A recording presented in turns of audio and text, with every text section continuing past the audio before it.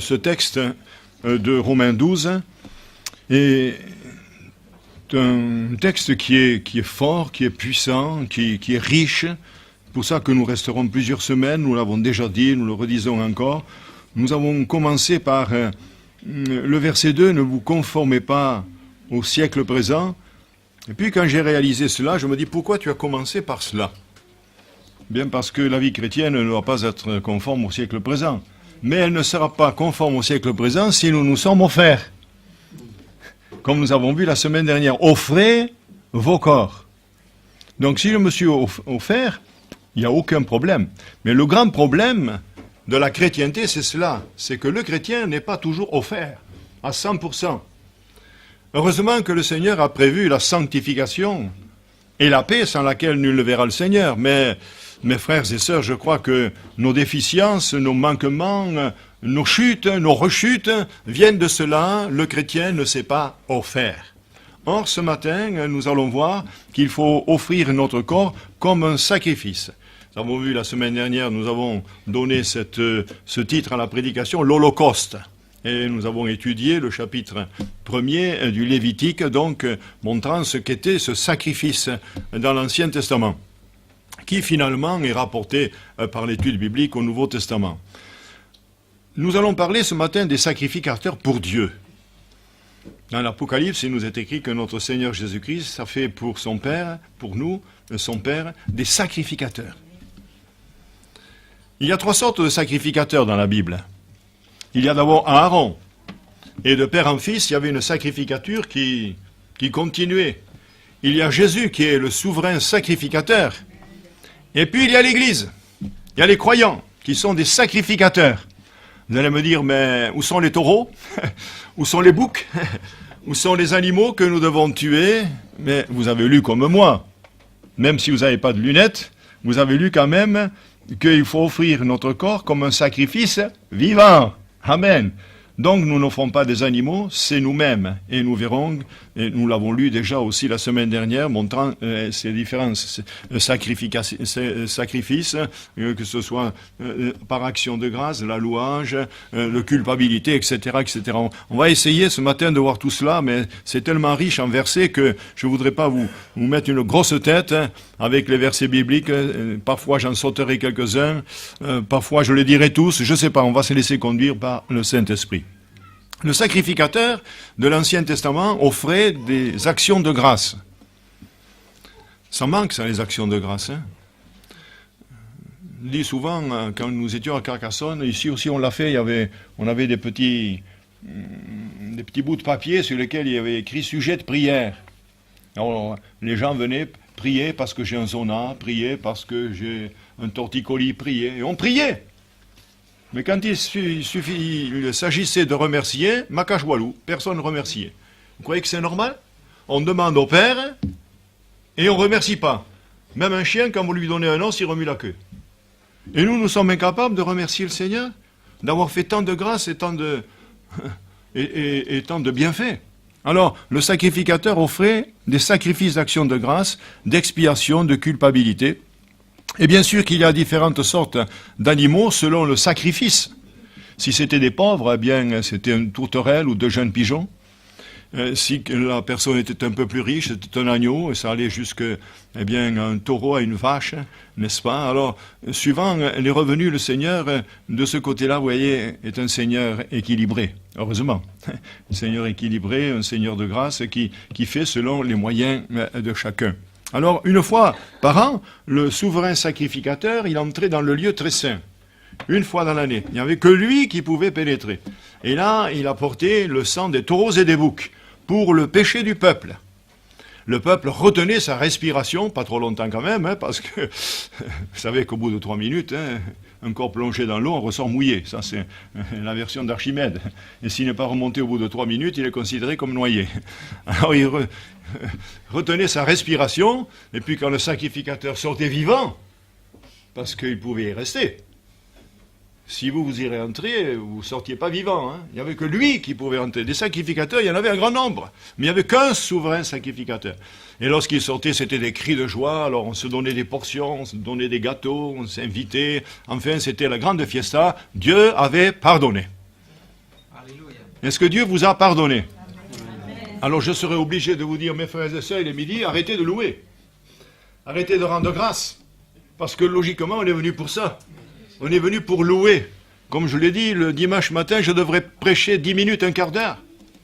C'est ce que faisait mon pasteur à Martigues, il prêchait jamais plus d'un quart d'heure. Mais, si vous les 60 personnes qu'il y avait, il n'y en avait pas une qui ne louait pas. Tout le monde louait. À Lézignan-Corbière, quand j'y étais en vacances, dans les années 70, j'avais de la peine à trouver une place. Tout le monde louait. On remerciait Dieu. Et aujourd'hui, pourquoi on ne remercie pas Dieu? Pourquoi on ne rend pas grâce? Chercher l'intrus. L'intrus, c'est le péché. L'intrus, c'est parce qu'on ne sait pas où faire.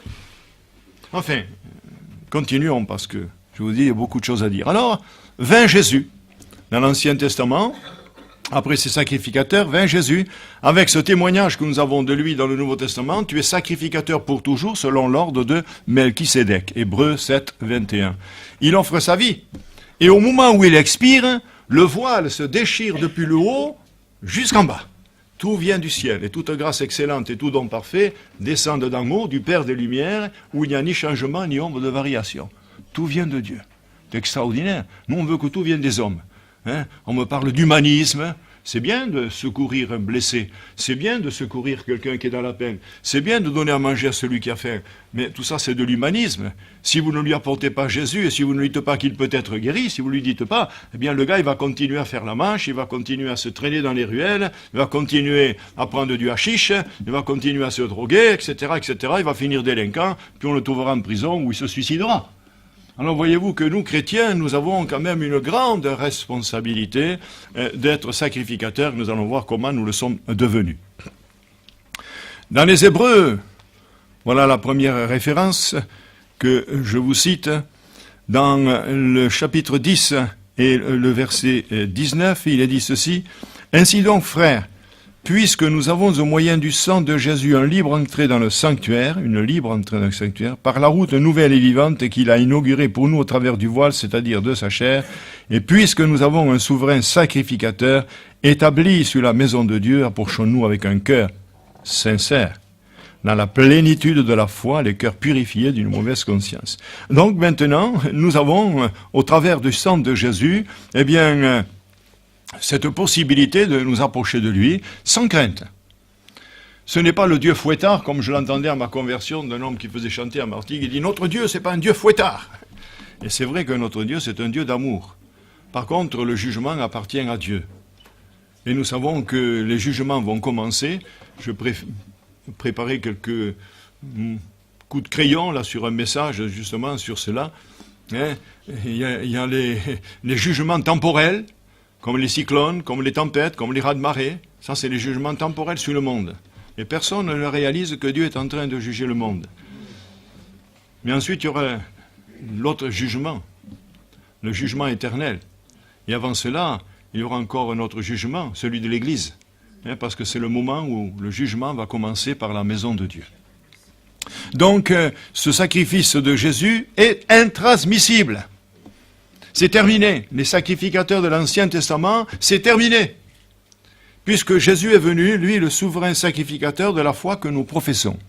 Alors, le résultat de ce sacerdoce, l'introduction est longue, mais ne m'en veuillez pas trop, il fallait que je vous explique pour arriver à notre sacrifice.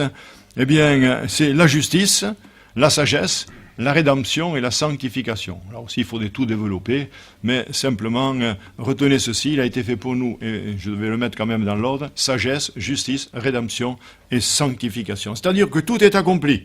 Nous n'avons plus qu'à nous confier en lui en nous en lui, alors c'est l'espérance de la gloire, et nous pouvons marcher de progrès en progrès et de victoire en victoire, que son nom soit béni.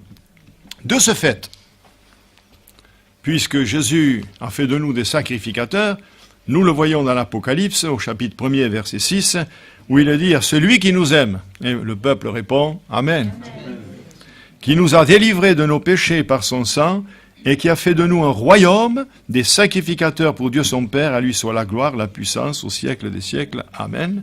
Et j'ajouterai rapidement ce que dit l'apôtre Pierre au chapitre 2e et verset 9. Vous, au contraire, vous êtes une race élue, un sacerdoce royal, une nation sainte, un peuple acquis, afin que vous annonciez les vertus de celui qui vous a appelé des ténèbres à son admirable lumière. Voilà le pourquoi du salut, voilà le pourquoi de la sacrificature chrétienne, d'annoncer les vertus de celui qui nous a appelés des ténèbres à l'admirable lumière. Vous qui autrefois n'étiez pas un peuple, qui maintenant êtes le peuple de Dieu. Vous qui n'aviez pas obtenu miséricorde et qui maintenant avez obtenu miséricorde. Gloire à Dieu.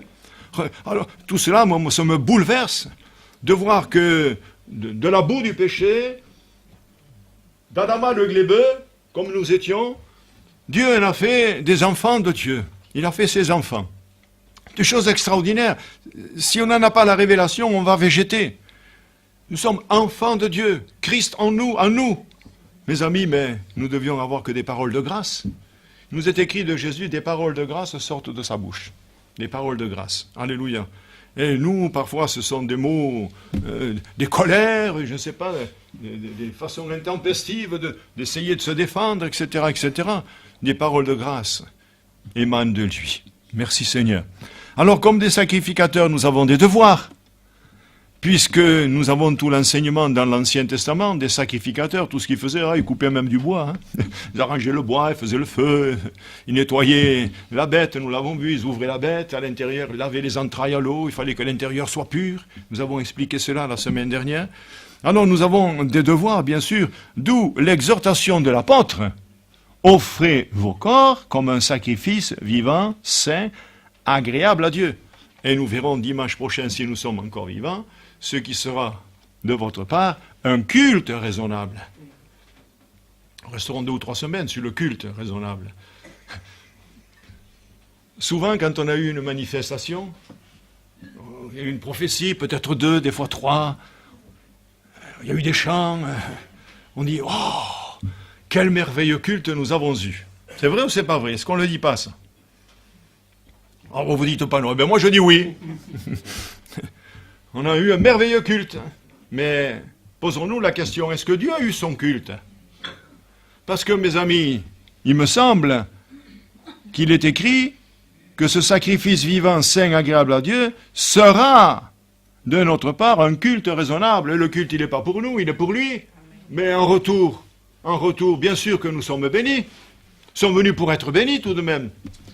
Mais nous sommes venus surtout pour louer le Seigneur. Nous sommes venus pour lui rendre grâce. Il est notre salut, il est notre force, il est notre tout. En résumé, il est notre tout.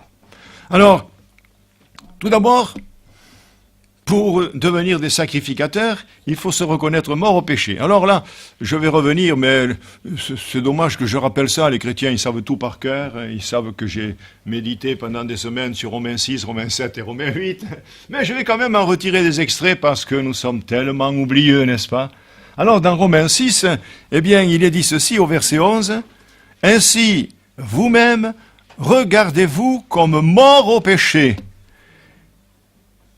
et comme vivants pour Dieu en Jésus-Christ. » Morts au péché. C'est-à-dire, nous sommes parfaits. C'est écrit le mot parfait dans le Nouveau Testament, mais il ne faut pas le prendre au sens littéral de la perfection. Si vous faites un tableau, on dirait il est parfait ce tableau, il n'y a rien à ajouter, il n'y a rien à retrancher, comme à la parole de Dieu. Non, non, c'est pas ça. Quand il dit, l'apôtre Paul dit, vous êtes parfaits, vous tous les parfaits, vous tous qui êtes parfaits, c'est-à-dire ce sont les chrétiens qui sont arrivés à la maturité spirituelle. Ce sont des adultes spirituels. C'est plus des enfants qui sont là encore avec la beuque de ce deux, les premières lettres de l'alphabet. Mais c'est le chrétien qui est fondé, il est enraciné dans la parole de Dieu. Rien ne peut troubler son âme, rien ne peut le faire chanceler parce qu'il sait.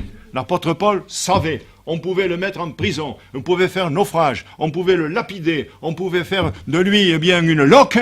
Mais moi je sais en qui j'ai cru. Et je sais qu'il a le pouvoir de garder mon dépôt jusqu'à la fin. Regardez ses combats, regardez ses luttes. C'est un homme parfait, un homme entier, un homme qui a reçu la grâce, qui manifeste la grâce et qui nous enseigne la grâce et nous conduit à la grâce par ses enseignements qu'il nous prodigue dans ces lettres que nous appelons les épîtres. Alors il faut se considérer comme mort au péché.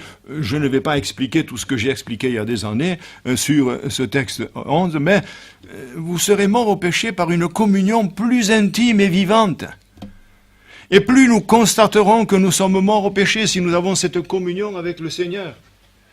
Et lorsque on vous fera du mal, eh bien vous ferez du bien. Alors là, maintenant je suis vraiment mort. Dites-moi, s'il y a un mort ici qui tombe là, prenez l'épée, vous le transpercez. Est-ce qu'il va crier aïe? Oui. Ça c'est Jacques Dutronc qui dira aïe aïe aïe, oui. Il y a un porc épic dans le portefeuille, ou il disait cela. Un mort, on peut le transpercer. Il ne va pas crier, il ne va pas gémir. Pourquoi? Dites-moi, je voudrais que vous me donniez une explication. Parce qu'il est mort. Vous en savez, vous, des choses. Il est mort. Donc vous pouvez faire ce que vous voulez, vous pouvez le taillarder en pièces. Je pense que la femme du Lévite, qui a été coupée en 12 morceaux, ne devait pas crier au début, oui, peut-être. Mais après... Alors, mort au péché. Et une nouvelle exhortation de l'apôtre Paul, donc encore dans les Romains 6 et au verset 12, « Que le péché ne règne donc point dans votre corps mortel, et n'obéissez pas à ses convoitises. » Et j'ajouterai alors, finalement, le verset 13, « Ne livrez pas vos membres au péché comme des instruments d'iniquité, mais donnez-vous vous-même à Dieu, comme étant vivants de mort que vous étiez, et offrez à Dieu vos membres comme des instruments de justice. » Et écoutez bien ceci, cette promesse, car le péché n'aura point de pouvoir sur lui, puisque vous êtes non sous la loi, mais sous la grâce.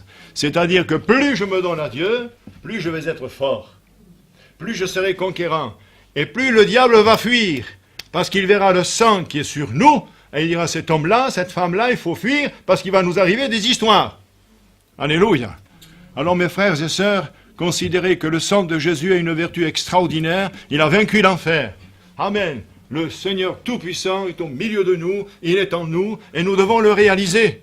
Dans tous les instants de notre vie, souvent, on pêche par précipitation, parce que on est pris de vitesse, et après on dit, oh, si j'avais su. Eh oui, si j'avais su. Tiens, une expérience d'hier. Je voulais la donner à l'évangélisation, mais elle arrive maintenant.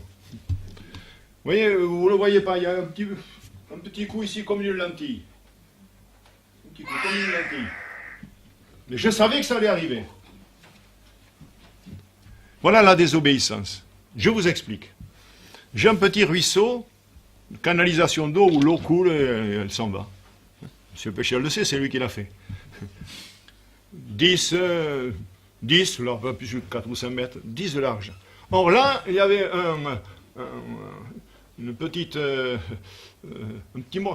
une branche de lierre, un lierre qui poussait. Alors, je tire, je vois que ça résiste. Je me suis dit, si ça casse, je vais donner un coup contre le ciment. J'étais prévenu, je savais. Mais j'espérais que la racine viendrait. Elle n'est pas venue. Et voilà. Eh bien, la vie chrétienne, c'est pareil.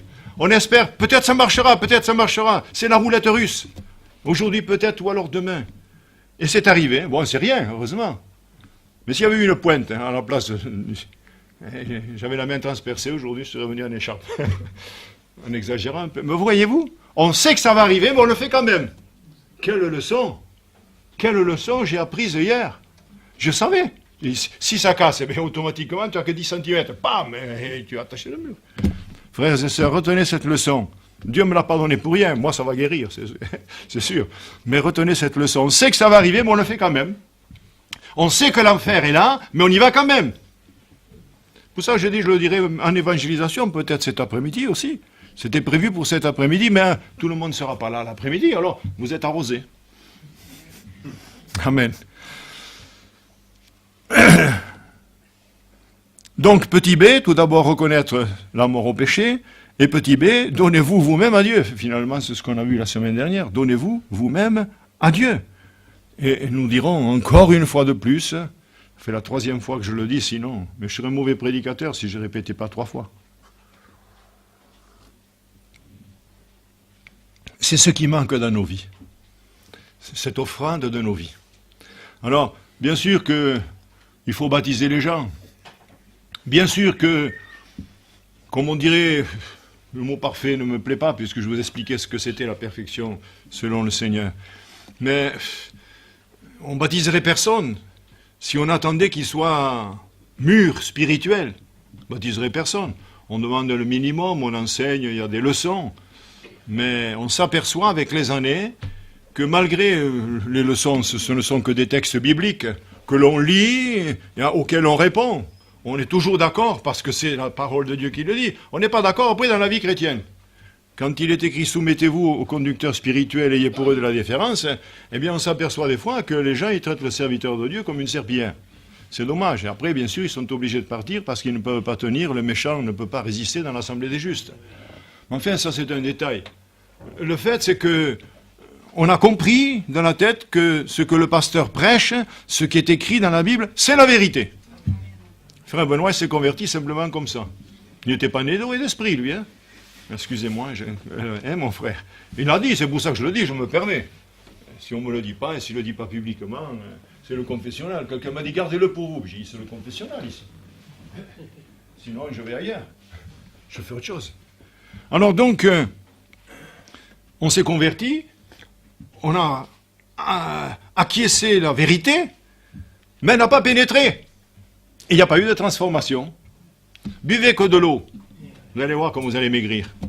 On nous donne des médicaments pour maigrir, faire du sport. Buvez que de l'eau. Allez, une carotte de temps en temps quand même. Quelques protéines, vous allez voir, vous allez maigrir. Et là, c'est la même chose. Si je ne me suis pas offert à Dieu, si je n'ai pas cette continuité de m'offrir tous les jours, il va y avoir une déficience. Et avec les années, on dira, mais où tu en es arrivé? Où est-ce que tu en es arrivé? Après tant d'années, tu es encore au B, A, B, C, D. A, B que 2. Mes frères et sœurs, où en sommes-nous? Si je termine ce matin, si le Seigneur me laisse en vie jusqu'à la fin, je dirais, est-ce que nous voulons nous offrir? Mais n'anticipons pas. Au chapitre 6 encore et au verset 19, l'apôtre Paul dit, « Je parle à la manière des hommes, à cause de la faiblesse de votre chair. De même donc que vous avez livré vos membres comme esclaves à l'impureté et à l'iniquité, et nous l'avons tous fait, pour arriver à l'iniquité, ainsi maintenant livrez vos membres comme esclaves à la justice pour arriver à la sainteté. » Et plus je m'offre, et plus je reçois. Amen. Plus je m'offre, plus je reçois. Mais il faut laisser accès au Saint-Esprit et le laisser parler, le laisser agir, lui. Livrez vos membres. C'est quoi les membres? Les membres, c'est les deux bras, c'est les deux jambes, c'est le nez, c'est les oreilles, c'est les yeux, c'est la bouche. Et quand vous voyez un petit peu ces déferlements de chair sur les plages, sur les rivières maintenant, Paris-Plage, quand vous voyez ce déferlement, alors que la femme toute l'année essaye de se couvrir au maximum, l'été, c'est l'occasion de se dénuder et de livrer nos corps aux influences des anges déchus. Nous avons prêché sur la tenue de la femme, nous n'allons pas y revenir ce matin, il y a 6 ou 7 prédications, s'il y en a qui les veulent, eh bien c'est enrichissant avec des références. Vous pouvez vous les procurer au comptoir de librairie en vous inscrivant pour écouter tout cela. Amen. Alors nous allons voir quand même ce qu'il faut faire pour être de véritables sacrificateurs. Premièrement, offrir vos corps comme un sacrifice. C'est ce qu'a dit l'apôtre Paul. Offrez vos corps. Dieu m'a donné un corps. Dans le Nouveau Testament, il nous est écrit de Jésus que Dieu lui a formé un corps. Et M. Mempio disait à Père Guillot à l'époque, entre parenthèses, à offrir. Dieu lui a formé un corps. À offrir, oui, je l'ai retenu. Et c'est sûr, si j'ai un corps, c'est pour l'offrir à Dieu. Avant, on l'a offert à l'iniquité, nous l'avons vu. On allait n'importe où. On avait des jambes, on allait dans le péché. On sentait la mauvaise odeur. On écoutait les mauvais propos. On regardait les mauvaises choses. Aujourd'hui, tout a changé. C'est les organes de la nouvelle création. Alléluia. Aujourd'hui, mes jambes me servent d'aller à la maison de Dieu, au lieu d'aller dans les lieux impurs. Maintenant, mes mains servent à saisir les promesses de Dieu. Maintenant, mes yeux se plongent dans la parole de Dieu. Mes oreilles écoutent les promesses de Dieu. Et ma bouche sert à la louange de Dieu. Tout est transformé. Amen. Mais c'est pas extraordinaire, ça? Mais je devrais bondir. Combien ça fait ici? Allez, 2,50 m. Alors, comme il n'y a que 2,50 m et que je vais sauter, je ferai 4 bonds pour faire 10 mètres. C'est une autre histoire. Comme la cage n'a qu'un mètre, l'animal fera 10 bonds. C'est ce qu'on apprenait à l'école. On va faire plusieurs bonds, mais ça fait rien, on les fera quand même. Hein. Oh merci Seigneur, alléluia, je te loue. Amen, je te bénis. Alléluia, je te rends grâce. Ça doit sortir tout seul. Mais une fontaine, quand il y a de l'eau. Hein, par hasard, il y en avait un, on tournait comme ça. Hein, Mais l'eau arrivait pourquoi? Parce qu'il y avait de l'eau. Par contre, moi j'ai fait un puits dans le jardin. Hein. On met la pompe, il sort 10 litres. Puis terminé, il n'y a plus rien. On a du travail pour rien. Bon, c'est Jean-Daniel qui a, qui a forcé, là, hein, faire un petit puits dans un petit tuyau, là. Mais enfin, s'il y a de l'eau, ça coule. S'il n'y a pas d'eau, ça coule pas. Donc s'il y a de la louange, c'est qu'il y a quelque chose. S'il n'y a pas de louange, c'est qu'il n'y a rien. Alors vous voyez, mes frères et sœurs, je vous parle comme un berger. Je ne suis pas là pour donner des coups de bâton. C'est pour le diable, le bâton. C'est pour l'ours, c'est pour le loup. Mais pour les chrétiens, non. Pour les chrétiens, c'est juste la houlette pour les ramener dans le giron. Amen. Dans le livre des Chroniques, au chapitre 29 et verset 14, offrez vos corps à Dieu, vous l'avez vu. C'est-à-dire, lui tout seul. Pour lui tout seul. David a fait une prière extraordinaire. Dans la référence que je viens de citer, 1 Chronique 29, 14. Car qui suis-je? Et qui est mon peuple? Pour que nous puissions te faire volontairement ces offrandes. Tout vient de toi. Et nous recevons de ta main ce que nous t'offrons. Nous sommes devant toi des étrangers, des habitants comme tous nos pères. J'arrête un petit peu, je vais un peu plus loin. Éternel notre Dieu, c'est de ta main que viennent toutes ces richesses que nous avons préparées pour te bâtir une maison à toi, à ton saint nom, et c'est à toi que tout appartient. Tout appartient à Dieu. Ma santé, mon argent, ma maison, mes souliers, tout appartient à Dieu. Et s'il enlevait sa grâce, qu'est-ce qu'on est? Maman Berdeil, Joséphine Berdeil, épouse de Joseph Berdeil, disait en patois, une fiebrado et aparece digues. C'est-à-dire qu'un grand coup de fièvre, il n'y a personne. Et c'est vrai. Hein, quand nous avons été fiévreux à l'époque, quand nous avons parlé de la grippe espagnole cette semaine, on est là, on est comme des loques. Hein. Heureusement, il y avait un bon lait avec de la teinture d'iode, c'est pas terrible, mais maman Berdeil faisait un caramel dessus. C'était les soins de l'époque. Ah, il n'y avait pas la pénicilline, il n'y avait pas tout ce qu'on nous donne aujourd'hui, la romycine et la streptomycine, n'est-ce pas? Il n'y avait pas tout cela. Il y avait un bon lait avec du caramel à teinture d'iode, et allez, vas-y petit. Et on guérissait comme ça. Aujourd'hui, mais que de pudding. Deuxièmement, un sacrifice de bienfaisance et de libéralité. Ça, c'est le chrétien qui doit faire ça. Sacrifice de bienfaisance et de libéralité.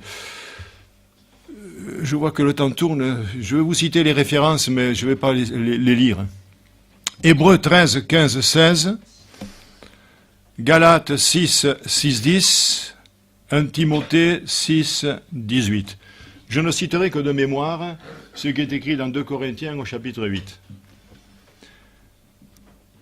Il y avait les Macédoniens qui voulaient faire des offrandes pour Jérusalem, qui étaient dans des difficultés. Et il dit que ces gens, malgré leur pauvreté profonde, ont fait beaucoup de grandes libertés. Et la réponse, nous l'avons dans le verset suivant, parce qu'ils se sont d'abord donnés à Dieu et à nous par la grâce de Dieu.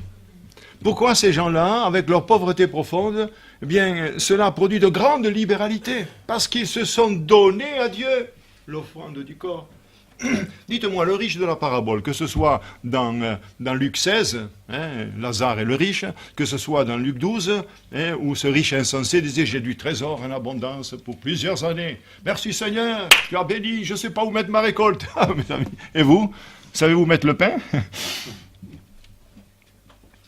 Mais il n'était pas riche pour Dieu. Quelle âme il avait pour ne pas s'en soucier? Il disait à son âme, bois, mange, je te réjouis. Quelle drôle d'âme pour la traiter comme cela. Notre âme, mon âme, bénis l'Éternel et n'oublie aucun de ses bienfaits. Mon âme, je dois la stimuler. Je dis, mais comment, mais tu vas rester muet encore? Combien de temps tu vas rester une statue, comme disait Madame Sylvestre, des statues? Mais nous sommes là pour adorer, nous sommes là pour bénir, nous sommes là pour rendre grâce. Compte les bienfaits de Dieu et tu verras, en adorant, combien son nombre en est grand. Prenez le zèle de la foi, allez au cantique 45 et vous trouverez ce beau cantique. Compte les bienfaits de Dieu. Alléluia. Moi, je ne peux pas les compter. Moi, je vais les compter jusqu'à 10. Allez un peu plus, jusqu'à 100. Allez un peu plus, jusqu'à 1000. Allez, un peu plus, jusqu'à 10 000. Bon, je peux compter jusqu'à 100 000, si j'ai le temps. Mais il arrivera un moment donné où je dirai comme Abraham, Seigneur. Je t'ai loué 100 000 fois, mais je ne peux plus. Tu es tellement grand. Abraham devait compter les étoiles du ciel. Pas possible. Il devait compter les grains de sable, c'est pas possible. Alors on se prosterne et on adore. Et on dit merci Seigneur. Si je suis vivant, c'est une grâce de Dieu. En tout, c'est une grâce de Dieu. Dieu est vivant. Et nous devons être vivants pour lui. Troisièmement, puisque nous sommes des sacrificateurs, eh bien, nous offrons un sacrifice de louange. Hébreux 13, 15. Hébreux 13, 15. Voici ce qui est écrit.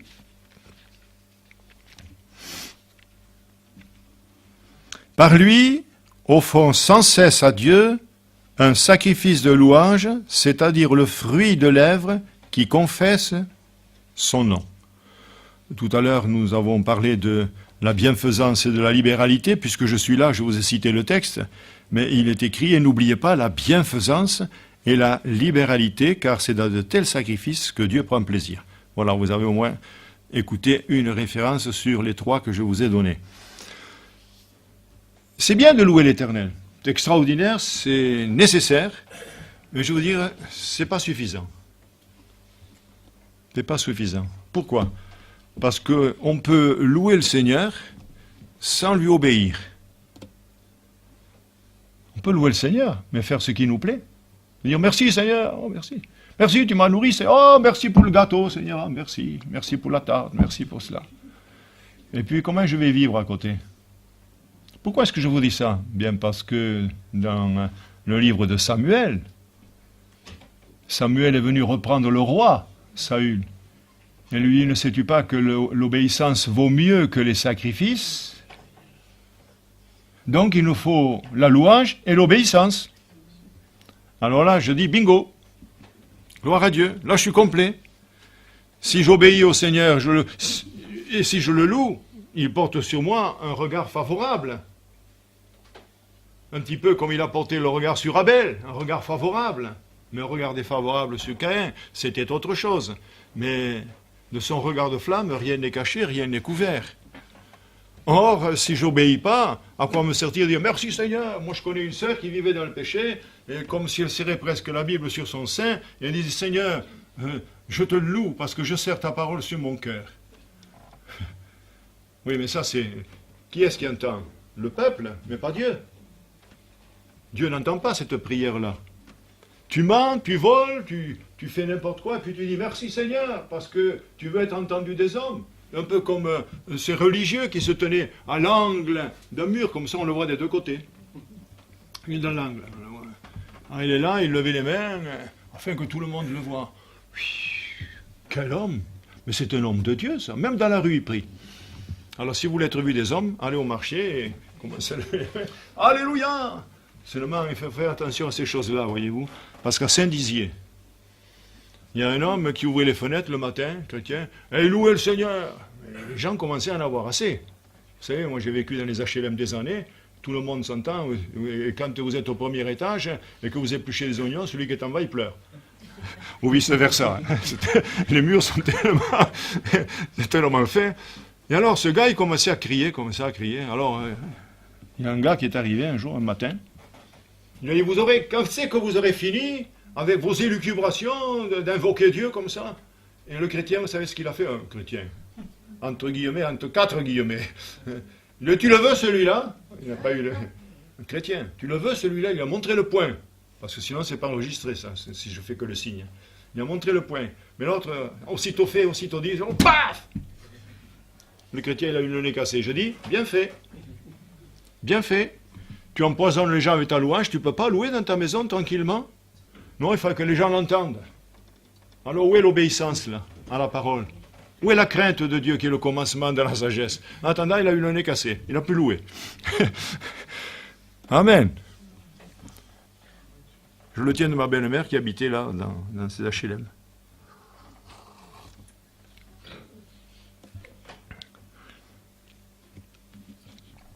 Ce sacrifice de louange va devenir un sacrifice d'action de grâce. C'est pas tout à fait pareil. Philippiens 4,6 nous dit « Faites connaître tous vos besoins à Dieu par des prières, des supplications avec des actions de grâce. Et la paix de Dieu qui surpasse toute intelligence gardera vos cœurs et vos pensées en lui. » Bien. Ça demande une explication, ça, tout de même. Demande une explication parce qu'il y a des gens qui disent il faut louer le Seigneur, il faut louer, il faut louer, il faut louer. C'est la nouvelle méthode aujourd'hui dans beaucoup d'églises, il faut louer, louer, louer. Mais si vous dites demain matin il y a prière à 6 heures, il n'y aura personne. Si on dit on va faire une répétition de la chorale comme dans une église jusqu'à 1 heure du matin, et plusieurs fois dans la semaine, mais à la prière il n'y a personne. Il y a quelque chose qui ne va pas, il n'y a pas l'équilibre. Alors louer, oui. Rendre grâce, oui. Mais prier. Parce que vous avez remarqué que, tout d'abord, c'est fait connaître vos besoins à Dieu par des prières. Alors les gens, je te loue.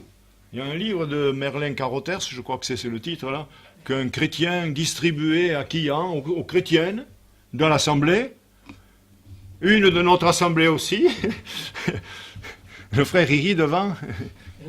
Et puis d'autres encore, des inconvertis. Et puis un jour, une chrétienne qui était là à l'époque, dit, je te loue Seigneur, je te bénis, je te rends grâce. Je n'ai pas l'habitude d'entendre ça, moi. Dans nos églises, on n'a pas l'habitude d'entendre ça. Je suis allé la trouver, à la fin j'ai dit, vous n'avez pas le livre de Merlin Carothers? Elle dit, oui. Et comment vous le savez? Comment vous avez loué? Je ne suis pas contre la louange, au contraire, je vous enseigne, il faut louer. Mais il faut l'équilibre. Prière, action de grâce, louange, remerciement. Amen. Moi, je ne crois pas que Jésus est allé en chantant. Vous me direz, il a chanté dans la chambre haute des cantiques. Oui, d'accord. Mais est-ce qu'à la croix, il chantait? Est-ce qu'il chantait quand il portait la croix? Est-ce qu'il chantait devant Simon de Cyrène quand il ne la portait plus? Mes amis, dans l'affliction, il ne chantait pas. Mais il avait chanté avant, et je pense qu'il avait chanté durant tout son ministère. Mais il y a un équilibre, voyez-vous. Seulement, aujourd'hui, on nous pousse à la louange. La louange. Mais c'est bon, la louange, d'accord. Mais il y a un équilibre. Il y a un équilibre. Il y a une relation entre la prière, la louange, les actions de grâce. Colossiens 2,7 nous dit « abonder en actions de grâce ». C'est remercier. C'est pas tellement la louange, c'est le remerciement à l'action de grâce. Colossiens 3,17 « rendez grâce par Jésus-Christ des actions de grâce à Dieu ». Et au verset 4, au chapitre 4 et verset 2, « veillez dans la prière avec action de grâce ». Veillez dans la prière avec action de grâce. Maintenant que vous priez, merci Seigneur, et que vous dites à la fin, merci parce que tu m'as exaucé, je suis content, je suis heureux. J'ai prié, je rends grâce parce que j'ai la foi. Parce que quand vous demandez quelque chose, croyez que vous l'avez reçu et vous le verrez s'accomplir. Voyez-vous qu'il nous faut l'équilibre. C'est une étude qui devrait durer 2 réunions. Là, je la donne toutes d'un coup. À la fin, vous allez avoir une tête comme ça. Hein. Bon, pour moi, c'est simple, mais pour vous, peut-être les nouveaux, c'est un peu plus difficile. Alors, j'ajouterai le psaume 50 et verset 23, où il est écrit « Celui qui offre des actions de grâce me glorifie, et celui qui veille sur sa voie, je ferai voir le salut de Dieu. » J'ajoute encore ce que Jésus disait à la Samaritaine. Il dit « Dieu veut que tous les hommes l'adorent, et l'adore en esprit et en vérité. » Ça, c'est les actions de grâce. Alléluia. Et puis nous allons terminer dans le 5e point, mais d'abord je voudrais vous dire que tout cela se fait par la grâce de Dieu. Alléluia. S'il n'y a pas sa grâce, nous ne pouvons rien faire. Tout se fait par sa grâce, et sa grâce nous fait abonder en actions de grâce. C'est simple, hein? Oui. Alors, 5e, un sacrifice d'humiliation. Ah, on n'aime pas les sacrifices d'humiliation. Hein? Il y a une belle prière qu'a formulée un roi un jour. Ce roi, vous le connaissez tous, ou presque, hein? Il s'appelle David. Et il disait, je ne vais pas lire tout le psaume 51, mais il disait, « Ô Dieu, aie pitié de moi dans ta bonté. Selon la grande miséricorde, efface mes transgressions. Lave-moi, excusez-moi, complètement de mon iniquité, et purifie-moi de mon péché. Car je reconnais mes transgressions, et mon péché constamment devant moi. J'ai péché contre toi seul, et j'ai fait ce qui est mal à tes yeux, en sorte que tu seras juste dans ta sentence, sans reproche dans ton jugement. Voici, je suis né dans l'iniquité, ma mère m'a conçu dans le péché, mais tu veux que la vérité soit au fond du cœur. Fais donc pénétrer la sagesse au-dedans de moi. Purifie-moi avec l'hysope et je serai pur. Lave-moi, je serai plus blanc que la neige. Annonce-moi l'allégresse et la joie, et les eaux que tu as brisées se réjouiront. Détourne ton regard de mes péchés, efface toutes mes iniquités. Et voilà cette belle prière. Ô Dieu, crée en moi un cœur pur, renouvelle en moi un esprit bien disposé. Nous le chantons quelquefois, ce petit cœur. Alléluia. Et je terminerai par ce que dit le prophète Osée. Alors, Osée, lire le prophète Osée, au chapitre 14. Israël, reviens à l'Éternel ton Dieu. Limou, reviens à l'Éternel ton Dieu. Chrétien, chrétienne, reviens à l'Éternel ton Dieu. Car tu es tombé par ton iniquité. Apportez avec vous des paroles. Ce sont quoi? Qu'est-ce que c'est ces paroles? Paroles et de Dalida? Non, non, non, non, non. Les paroles, c'est les paroles de repentance, comme nous voulons de le dire dans le chapitre 51, le psaume 51. Apportez des paroles. Et revenez à l'Éternel. Dis-lui, dites-lui, pardonne toutes les iniquités et reçois-nous favorablement. Ô Dieu, offrez vos corps comme un sacrifice vivant. Voilà les sacrifices qui plaisent à Dieu. On pourrait aller bien loin. Les sacrifices qui plaisent à Dieu, c'est un esprit brisé, un esprit contrit. Et voici sur qui je porterai mes regards, dit le Seigneur. Sur celui qui a un esprit contrit, humilié, c'est celui qui craint ma parole. Voilà sur qui je porterai mes regards. C'est pas celui qui souffre tellement, ça n'a rien à voir ce texte. C'est celui qui craint la parole et qui voit que sa parole est bafouée, que des fois les gens insultent Dieu. Il faut les reprendre, ces gens-là. Moi, un jour, j'ai repris un adjudant-chef. Je n'étais que sergent. Je l'ai repris. Je lui ai dit, faites attention comment vous parlez, parce que là, vous êtes en train de blasphémer le Saint-Esprit. Prenez des aliments et il les tournait en ridicule, bien sûr, des choses obscènes. Je lui ai dit, faites attention. Il était en face de lui, il est devenu blême. Heureusement qu'il ne m'a pas saqué après. Le Seigneur a permis que je le reprenne. Vous reprenez le patron, vous? Et je lui ai dit, attention, ne faites plus ça, ne dites plus ça. C'est vrai, je dis, Dieu va vous pardonner parce que vous êtes dans l'ignorance, mais ne dites plus ça. Alléluia. Les gens, ils saccagent le nom de Dieu, ils salissent le nom de Dieu, et nous pouvons reprendre, hein, avec amour, avec douceur, mais il faut leur dire, ça ne plaît pas.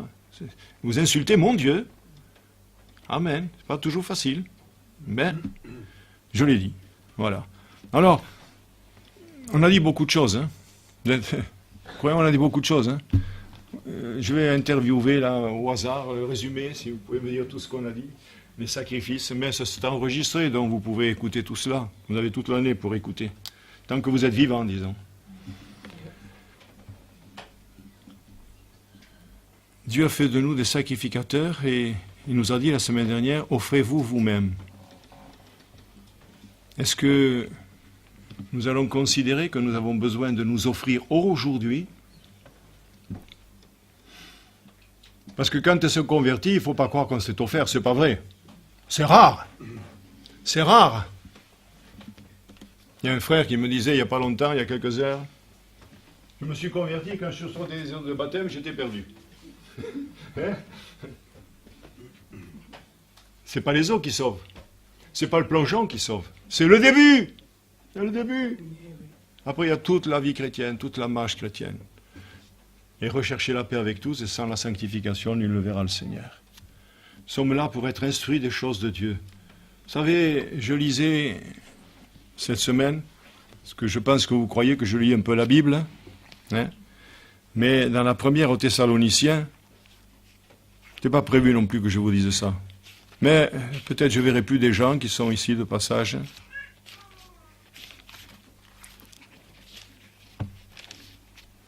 Je chausse mes lunettes et je vais terminer par cela.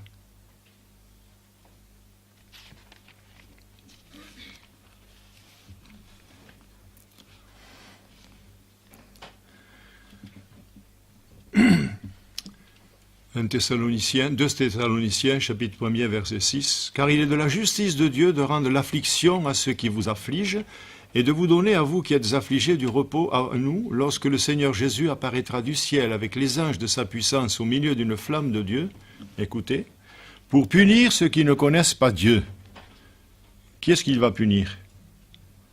Ceux qui ne connaissent pas Dieu, les inconvertis. Bien. Et ensuite il y a écrit « Et ceux qui n'obéissent pas à l'évangile de notre Seigneur Jésus. » C'est qui ça? C'est les chrétiens. Parce que s'ils n'obéissent pas à l'évangile, c'est que déjà ils ont entendu, mais ils ne veulent pas obéir. C'est fort la parole de Dieu, mes frères et sœurs. Il ne faut pas la lire entre les lignes, il faut lire sérieusement. Seigneur, c'est acquis un peuple en mourant sur la croix. Il n'y a pas de sacrifice plus grand que d'offrir sa vie. Le sacrifice de la croix. Les mains percées. Le côté percé, mais le côté c'est rien, il était déjà mort. Mais les pieds percés, la bastonnade, 3 ans de souffrance, 3 ans de colibé, on a essayé de le lapider, on a essayé de tout, mais c'était pas le temps. Et à la fin, il a dit, je viens au Dieu, au début, je viens au Dieu pour faire ta volonté. Sa volonté, c'est qu'il soit l'agneau de Dieu qui ôte le péché du monde. Il a donné sa vie pour nous, frères et sœurs. Ça, je ne l'ai pas réalisé quand je me suis converti. J'étais comme vous. Je ne l'ai pas réalisé. Mais en grandissant, on m'a demandé de prêcher là, les premières années, hein, j'avais 3 ans de conversion. C'était léger, hein. Pourquoi? Parce que je ne connaissais rien. Là, je commence à comprendre. Non, je ne devrais pas dire ça, parce que vous qui connaissez le Seigneur depuis 50 ans, si vous commencez, alors nous, je vais vous décourager, là. Hein. Non, mais il y a un temps pour tout. De toute façon, le Seigneur nous jugera, écoutez bien ceci, sur les lumières que nous avons reçues.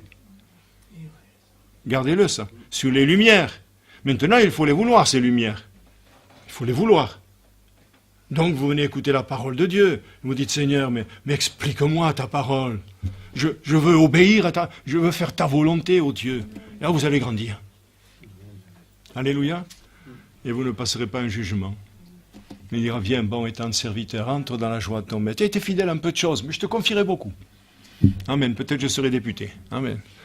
Mais ça ne m'intéresse pas.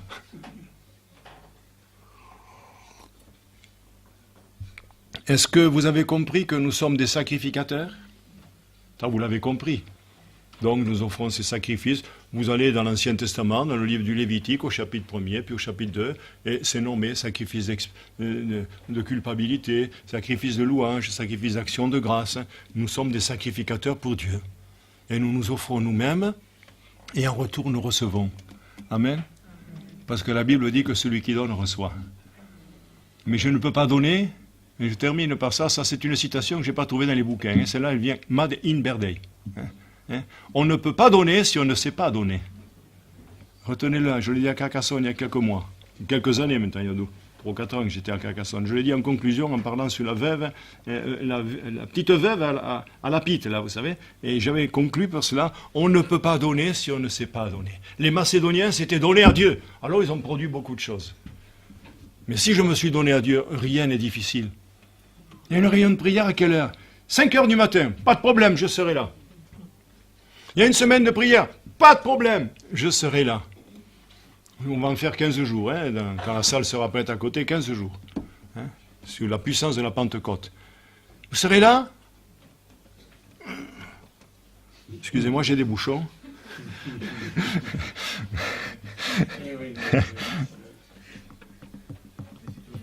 Vous avez compris?